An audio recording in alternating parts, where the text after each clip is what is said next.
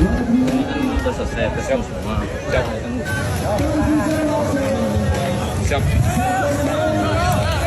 Beredar video memperlihatkan kisah haru seorang calon polisi sedang mengikuti seleksi mendapatkan kabar bahwa ayahnya meninggal dunia, viral di media sosial. Video tersebut diunggah oleh akun Instagram Biro Polda Jabar, Kamis, 22 Juni 2023. Dalam video memperlihatkan salah seorang calon polisi sedang mengikuti seleksi dipanggil oleh tim seleksi. Ternyata calon polisi itu dipanggil dikarenakan mendapatkan kabar duka sang ayah meninggal dunia.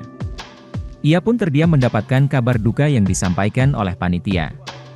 Panitia seleksi pun meminta calon polisi itu untuk bersiap pulang. Calon polisi itu diizinkan pulang, sambil bergegas berganti pakaian.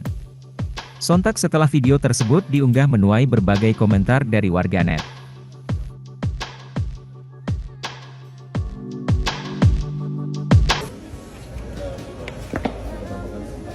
Siap, 4 kali Pak. Pokoknya kamu harus jadi anak yang membanggakan orang tua. Siap. Kalau musibah seperti ini, Siap. yang mudah-mudahan hikmah buat kamu ya. Siap. Ranking kamu berapa? 122 Pak. Ya. Siap. Jadi polisi yang baik nanti. Siap. Terima kasih sudah nonton.